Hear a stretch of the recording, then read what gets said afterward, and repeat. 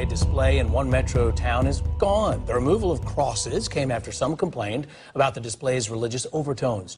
Justin, the Hiram-Douglasville Highway behind me, the busiest road through South Paulding County. Folks here knew Memorial Day was coming because they drive by this rather large display that was at this intersection. That display now, I think you should leave them up. many thought the crosses on Highway 92 was an appropriate Memorial Day display. But a short time after the crosses went up, outside a City of Hiram building, they came down. It opened our eyes that we missed something here, and we immediately took corrective action. The handmade crosses were meant to represent the 79 Paulding Countyans who died in America's wars. The city's mayor and others were behind the plan, which attracted praise and simultaneous criticism.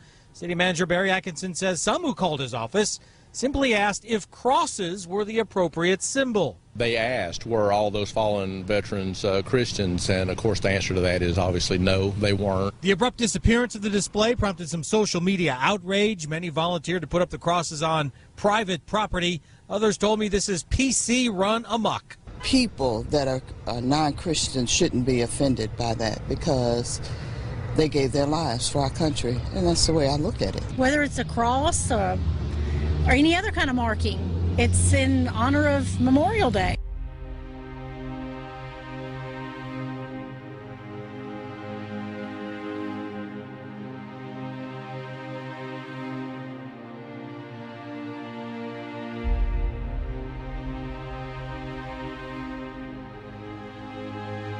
Tonight, the fate of a controversial cross in Port Neches may have been revealed. Now, this comes after a months-long struggle between Christians and atheists. It's all about the location of the cross. Kara Dixon joins us tonight from Port Neches.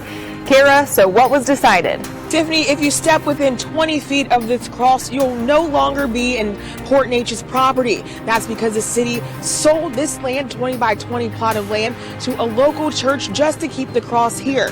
Now, City Council approved the sale to the First United Methodist Church this afternoon for $100. The sale comes after controversy about having a cross on public property between Christian groups and the Freedom from Religious Foundation. That started the White Cross movement, which spread throughout the country with more than 50,000 crosses given out.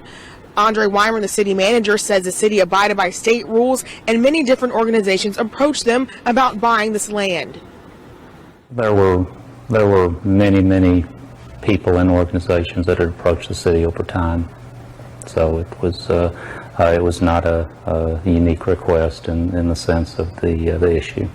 Now, we spoke tonight with David Starnes, an attorney who represented the Coons cheerleaders in their battle win against the foundation. He told us it's refreshing to see a government stand up to the bully tactic of the Freedom from Religion Foundation when so many others give up out of fear or ignorance or both. The old rugged cross in Port Neches still stands tall because the city of Port Neches chose to stand firm for what is right.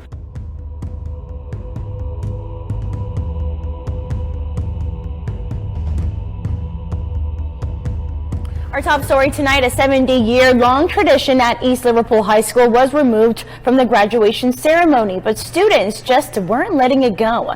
They certainly weren't letting it go. The school removed the song from today's program after a Wisconsin-based group got wind of the tradition to sing the Lord's Prayer. But instead of losing part of the ceremony, students decided to leave their own prayer. Graduation at East Liverpool is filled with tradition, but this year students and parents were told one major tradition would be removed from the program, the singing of the Lord's Prayer. I know that a lot of my student body, though, was uncomfortable with it just because it is tradition at our school. The prayer has been sung at the graduation ceremony for over 70 years. It was removed this year after the school received a notice from the Wisconsin-based group, the Freedom Foundation for Separation of Church and State. The idea of one person or two or even three people taking and standing up and saying that they really don't want prayer back or the Lord's Prayer back in the school, or even singing it or reciting it. Rodney Oler is a pastor at the Salineville Assembly of God. He and members of the church stood outside to lend a hand in prayer and support keeping the prayer in the school. All of the parents I spoke to said they were disappointed with the decision. School board president Larry Walton says, frankly, they got caught. The decision not to fight to keep singing the Lord's Prayer was all a matter of economics. He said, okay, we'll just not do it anymore. It was a a decision made because the flight would have been normal. We don't have a lot of money, and quite frankly, we'd rather hire teachers than pay lawyers. But these graduates weren't backing down quite as easily. Before the commencement, we spoke to Vice President Cami Post. We're really big at traditions at the school, and I think it would have been nice to have the same as my brother had whenever he graduated. But we suspect during our interview, she was hiding a secret under her cap. Valedictorian Jonathan Montgomery took the stage, and watch what happens next. The students showed they're not letting their tradition go.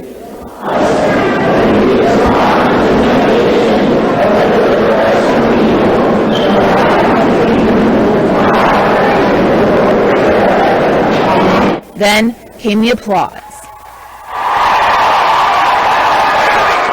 A standing ovation for these graduates standing up for their school.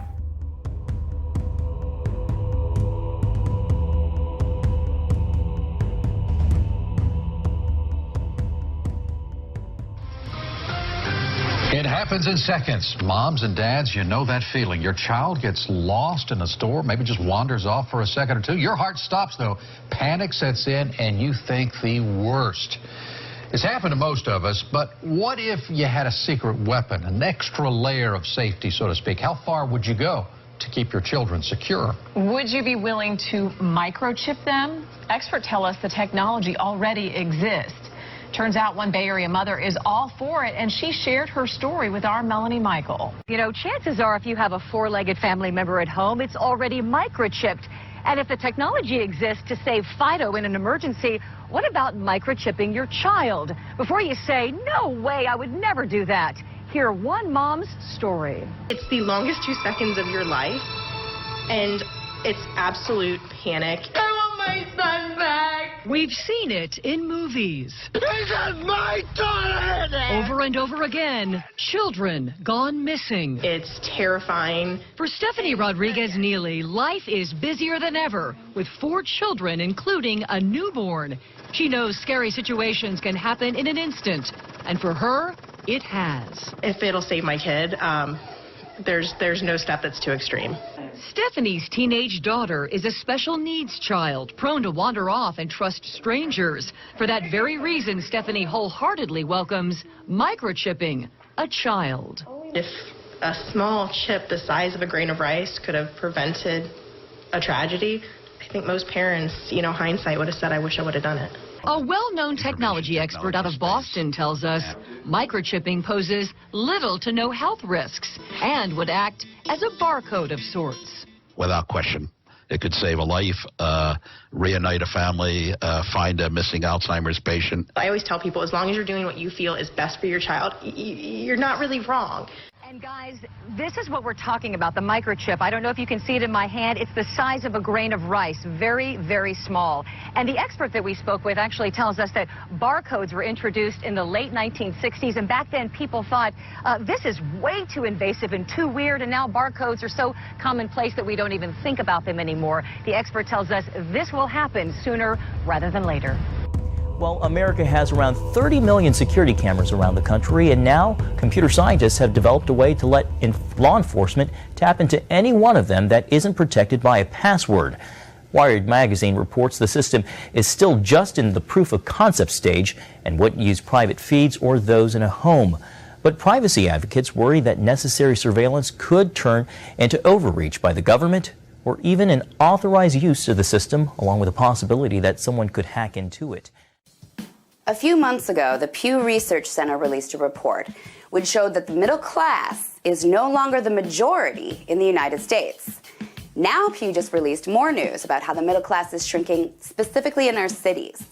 They found that the middle class shrank in almost 90% of the metropolitan areas that the Census Bureau has appropriate data for between the years of 2000 and 2014. Today, middle class means you make about $24,000 to $72,000 a year. If you have a family, that number changes, obviously. Now, where I live, my rent is more than $24,000 a year.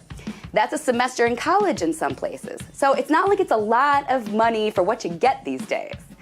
And yet still, more and more of us are getting squeezed out of that classification of middle class.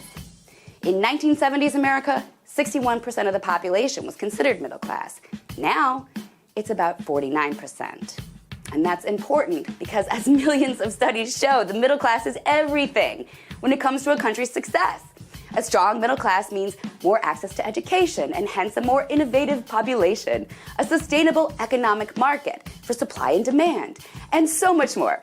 Case study after case study throughout history shows that when an empire's middle class goes bye-bye, so does the empire. And that's what's happening in America right now. Welcome back. Well, America's credit card debt is now on pace to surpass $1 trillion, just shy of the all-time high reached during the financial crisis back in 2008. The massive debt points toward an increase in lending, with the total number of U.S. credit card holders now up 47% since 2010. If the car breaks down or the dishwasher fails, do you have enough cash to cover the expense? According to an Associated Press NORC poll, 2/3 of Americans don't have at least $1,000 stashed away to cover an emergency. Couldn't pay nothing else.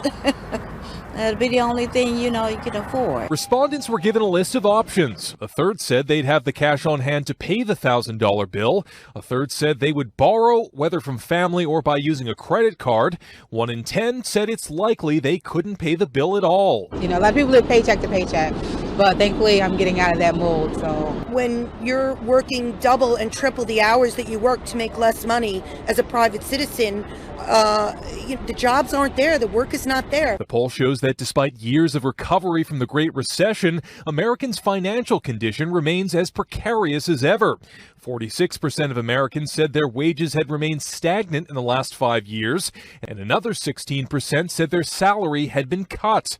Meanwhile, costs for basic needs like food, housing, and health care have risen sharply. There is other news related to George Soros tonight that did not get enough mainstream media attention. The notorious billionaire sold a third of his stocks and bought a $264 million share in the world's largest gold mining company, Barrick Gold Corporation.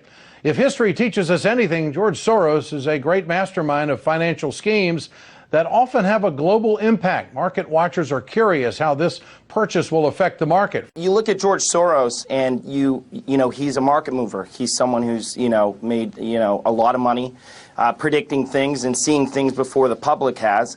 And something that's really important is the FOMC meeting minutes that were just released actually today. And it's alluding to the Federal Reserve raising interest rates. And that's significant because if they raise interest rates too quickly, we could fall into deflation, which could, really backpedal what the recovery's been. But more importantly, it's not just George Soros, it's central banks worldwide. They're all buying gold right now. China, Russia, Kazakhstan, they're leading the way.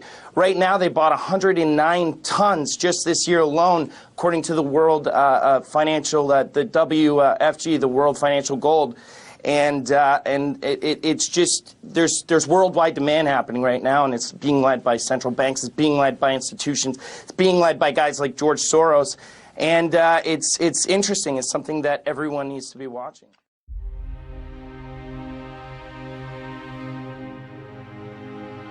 Support and defend the Constitution of the United States against all enemies, foreign and domestic. Against all enemies, foreign and domestic. That I will bear true faith and allegiance. That I will bear true faith and allegiance. To the same. To the same. That I take this obligation freely. That I take this obligation freely. Without any mental reservation. Without any mental reservation. Or purpose of evasion. Or purpose of evasion. And that I will well and faithfully discharge. And that I will well and faithfully discharge. The duties of the office on which I am about to enter. The duties of the office on which I am about to enter. So help me God. So help me God.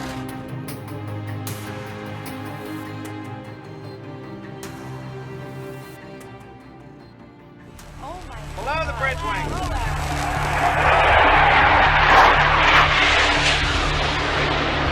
Oh, this is definitely marking on top here.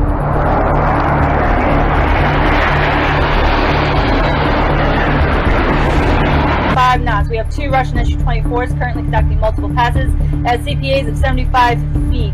Wings are clean, continuing to track and monitor.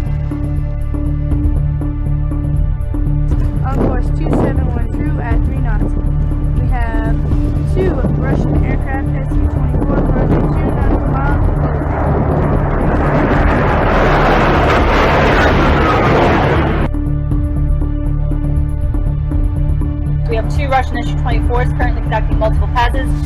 CPAs of 75 feet.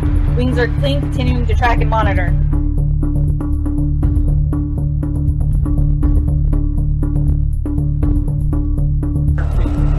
Tight formation, left hand turn over the bow.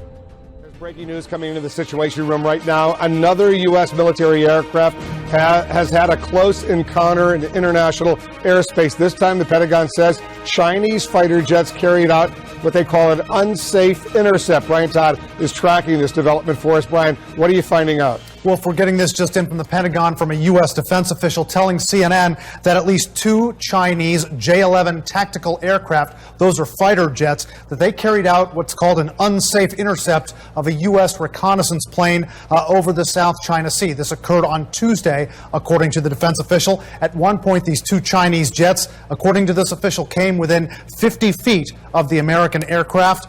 Again, this occurring over the South China Sea near those disputed islands that China has been constructing airstrips on and landing military planes on, that they are hotly disputed between China and other nations in that region. Also, the U.S. does not consider them legitimate Chinese territory, Wolf. But again, we're being told 2 Chinese fighter jets, J-11s, came a fairly unsafe distance away from a U.S. reconnaissance plane within 50 feet of it on Tuesday over the South China Sea. My colleague Jim Sciutto points out, for some context, this isn't the first time this has happened, but the Chinese usually resort to warnings for American reconnaissance jets over the radio. They usually don't fly this close. This is a relatively rare occurrence, and we're told by this U.S. official that Americans are protesting this through diplomatic and military channels. Now, Beijing demands the United States end its reconnaissance near China. It comes amid tensions over the interception of a U.S. spying plane over the South China Sea. It must be pointed out that U.S. military planes frequently carry out reconnaissance in Chinese coastal waters, seriously endangering Chinese maritime and air security. We demand that the United States immediately cease this type of close reconnaissance activity to avoid having this sort of incident happening again. The Pentagon says the Tuesday incident took place in international airspace and that the aircraft was carrying out a routine patrol, but the Chinese diplomat rejected the U.S. statement as not true. Lee noted that the aircraft was engaged in reconnaissance close to China's Hainan province. A week ago, China scrambled fighter jets as a U.S. Navy ship approached a disputed reef in the South China Sea. Tensions are running high between Beijing and Washington over a territorial dispute in the area. Now to breaking news overnight. President Obama in Vietnam announcing the U.S. will lift an arms embargo that's been in place for more than 40 years. Yes, very big news today. No one was sure that President Obama would actually do this, but he did, announcing that the U.S. is ending the decades-long arms embargo, which until now made it illegal to sell lethal weapons to Vietnam. Now, the types of weapons that will eventually be sold will be reviewed on a case-by-case basis because of lingering concerns about Vietnam's human rights record. So why now? Well, the president says it's the natural course for improving ties, but the U.S. and Vietnam are also increasingly drawn together because of China and its growing aggressive actions in and over the South China Sea. Now, China has been building artificial islands not far from the Vietnamese coast, so President Obama was warmly welcomed by the people here on the streets. Most I met here in Hanoi said Americans are widely liked in this country. Here you can see the relationship between these former enemies is certainly improving. Nations are sovereign, and no matter how large or small a nation may be, its sovereignty should be respected, and its territory should not be violated. Big nations should not bully smaller ones. Disputes should be resolved peacefully. In the South China Sea, the United States is not a claimant in current disputes, but we will stand with partners in upholding core principles like freedom of navigation and overflight. I believe this will certainly increase the instability in the South China Sea. It will even escalate the tensions in the region, which is not constructive behavior. Who is conducting plenty of military drills in the region? Who is sending vast advanced weapons to the South China Sea and keeps building new military bases? I think that is self-evident. It is the US.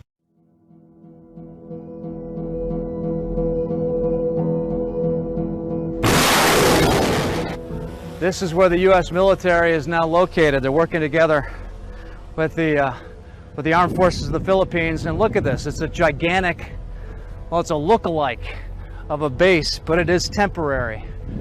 They told us that they put up all these tents and this within about 3 days, and it will be torn down in less than 24 hours when they want to.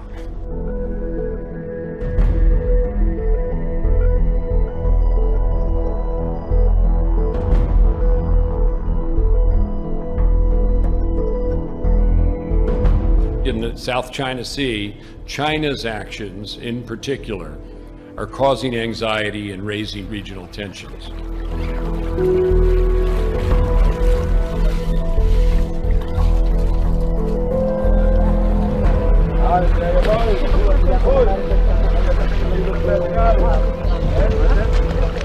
We're going to give you guys these cameras.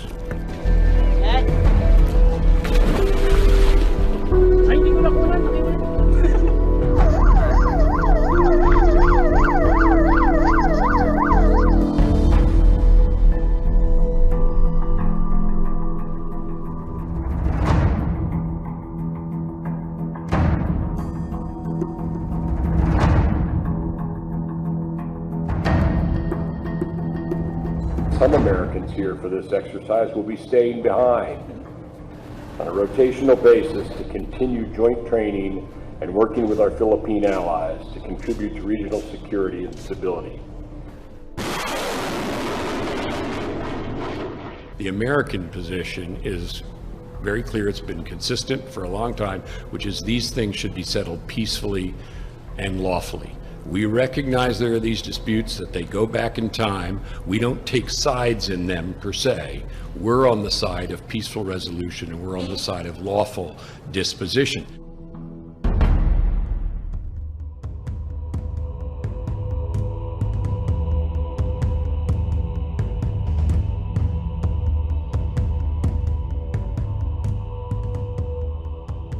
Wong said China is willing to work closely with Russia to ensure Russian President Vladimir Putin's upcoming visit will be a successful one. He called for joint intensified efforts in the construction of the Silk Road Economic Belt and the Eurasian Economic Zone. Wong underlined the significant role China and Russia play in international and regional issues and vowed to further political solutions in various issues. Lavrov said Russia has always put its relations with China as a priority. He said Russia welcomes the bilateral and multilateral deals reached with countries around the South China Sea and supports political solutions to the disputes in the region.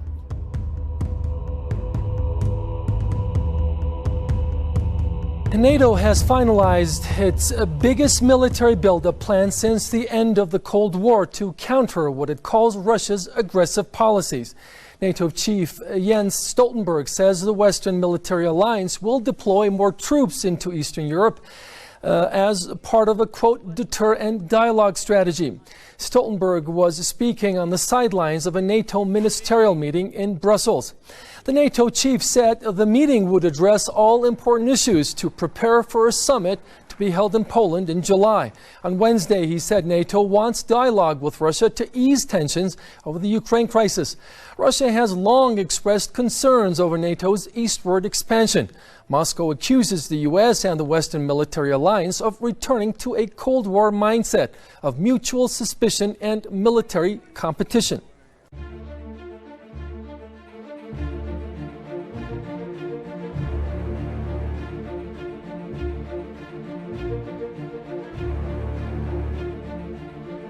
The FBI is investigating after bomb threats came into schools today in Colorado and many other states. At least 6 schools here received those automated phone calls. Exactly. Houston, this was one of the schools that had to be evacuated. All of the students left their belongings and left the school for a field just back behind this building while police were inside investigating. And while it all sounds like this was just a hoax, now the time, the cost, and the response to these types of calls are very real. Schools across the country fell victim to a series of threatening robocalls on Monday. At Cherokee Trail Elementary in Parker, the anonymous bomb threat prompted an immediate evacuation. They were like, well, we all need to go sit out at the field. And so we all were just sitting there for about 2 hours. Marcus Morgan was one of hundreds of students who were forced from the building while Parker Police and South Metro Fire were investigating. The school notified parents that the threat had prompted a precautionary response, but said that it was not unique to Cherokee Trail. It's just scary to not know what's going on. In fact, the FBI says schools in at least 8 states received similar swatting calls, all with the goal of triggering a large police response. Here in Colorado, at least one school in Larimer, Boulder, Jefferson, Pueblo, and El Paso counties reported receiving those calls. Every one of these may be swatting. All it takes is one of them to be real, and then we have a tragedy here. Will Jones with Denver Public Schools says they avoided the robocall today, but were impressed with how quickly information was shared between school districts. And they're working with law enforcement to make sure that even though we know that swatting is going on, we want to make sure that all the kids throughout Colorado are safe.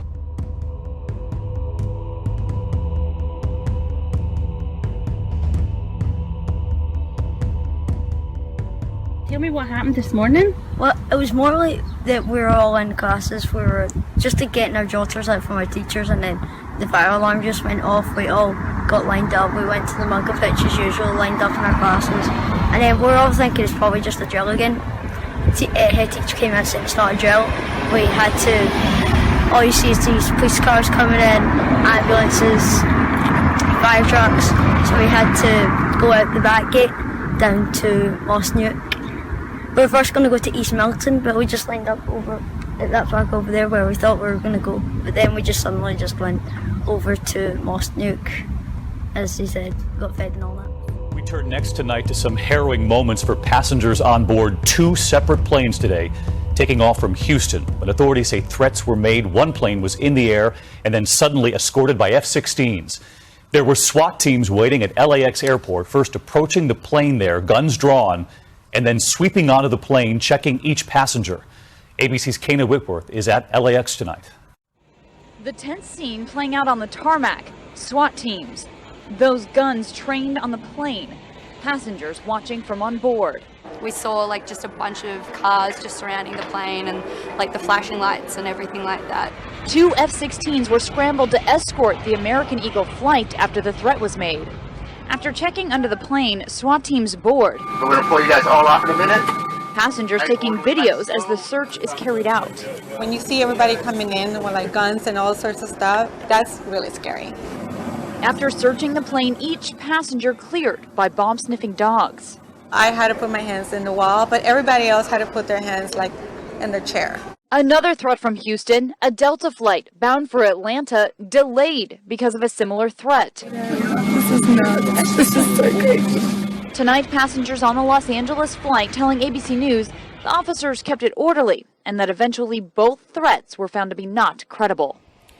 David, tonight the FBI is investigating to find out who is responsible. Welcome back to The Lead. I'm Jake Tapper. We are following breaking news out of Europe where U.S. officials believe it is possible, it is their working theory, that a bomb may have taken down a plane headed from Paris to Cairo. 66 people were on that flight, including 3 children.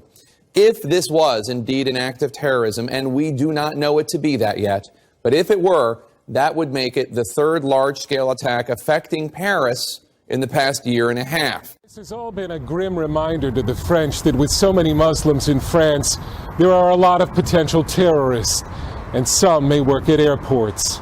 85,000 workers at Charles de Gaulle Airport hold red security badges that give them access to restricted areas, and many of them work for private companies that may have shoddy screening procedures. Last year, some 70 red badges were pulled from airport staff who praised the terror attacks in Paris or displayed radical Islamic tendencies. In the process, officials found secret Muslim prayer rooms at the airport. And it has been revealed that the doomed EgyptAir plane was graffitied 2 years ago with the words, "We will bring this plane down." The New York Times reports the vandalism was done as a protest against Egyptian President el-Sisi. And EgyptAir has had to fire a number of airline staff with alleged Muslim Brotherhood connections. An Islamic State spokesman is calling for radical Muslims to wage jihad in Europe and the U.S. if they're unable to join the caliphate in Iraq and Syria.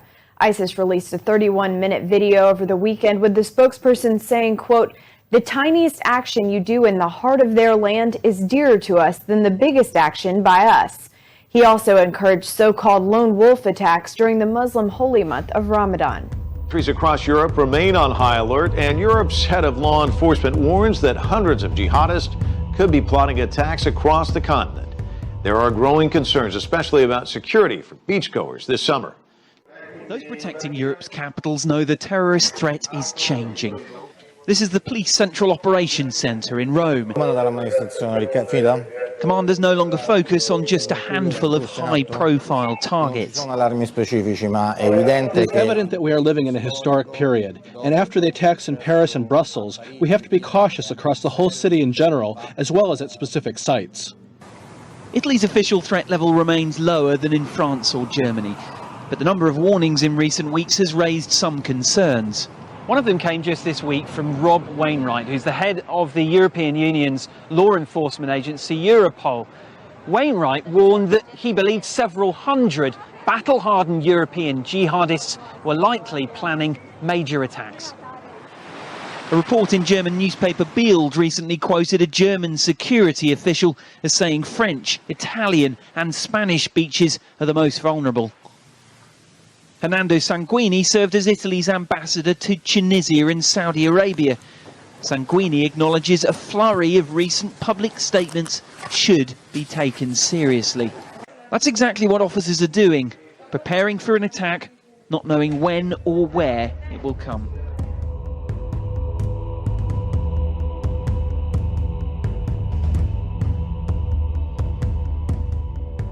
The Pope met with one of the most respected Sunni Muslim leaders this week. Pope Francis and Sheikh Ahmed el-Tayeb met at the Vatican on Monday in hopes of reconciling differences.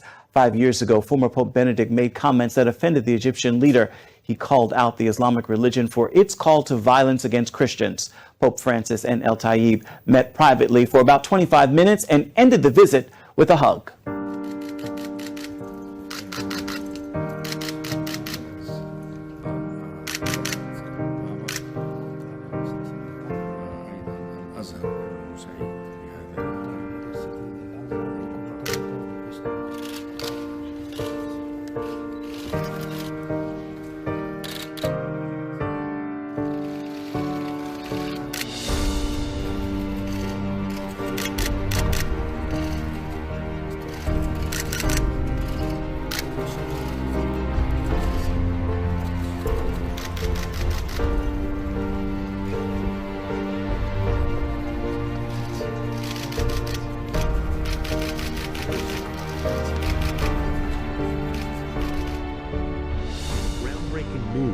Mexican President Enrique Peña Nieto said he would submit a proposal to Congress to legalize gay marriage nationwide.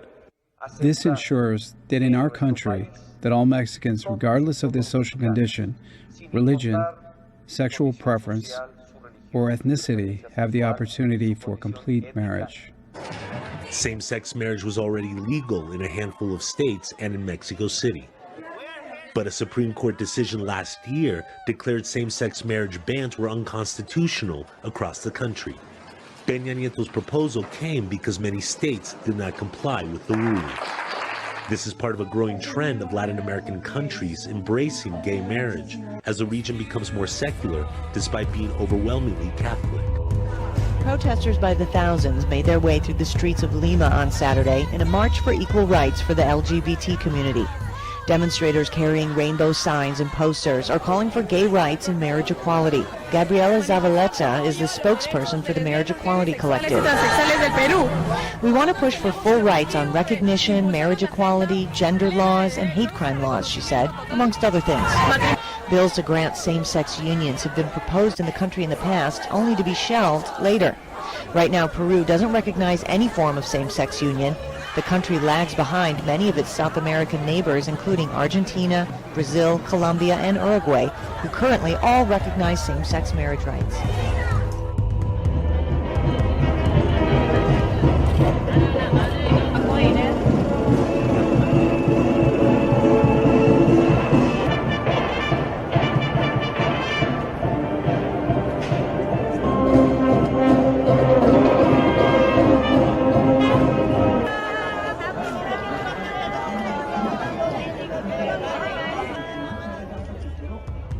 Around Asia, several countries have seen extreme weather conditions and natural disasters lately. New Delhi reached a high of 43 degrees Celsius on Saturday. Its heat-stricken people desperately keeping out of the scorching sun. We had no idea it would be so hot here, but now, after visiting, we know how hot it can be. Instead of spending money on food, people are spending it to buy water. This year has indeed been very hot. And deadly. At least 150 people across India have died from heat-related causes. Sri Lanka is also severely battered by the extreme weather. The death toll from flash floods and the landslides in the country has jumped to 92. The country's disaster management center said that over 100 people are still missing. 250,000 have been moved to temporary shelters after rainstorms lashed the island country over the last few days. And central areas of the country have been worst hit, with 57 people killed after two massive landslides last week. The military reports that search efforts continue in Aranayaki, where the bodies of at least 135 people still remain buried. Around 500,000 people have been affected by severe flooding across the country. Now, two magnitude 5.3 earthquakes hit Jakarta city in the Tibet Autonomous Region Sunday morning. The China Earthquake Network Center says the first tremor happened at 9:48 a.m. local time in Dingyi County, Jakarta city, at a depth of 10 kilometers. The other tremor hit shortly after at 10:05 a.m. in Tingri County at a depth of 6 kilometers. Electricity cut off, farmlands inundated, and rivers with water levels exceeding the warning line. Days of heavy rain have left many southern provinces in chaos across the country.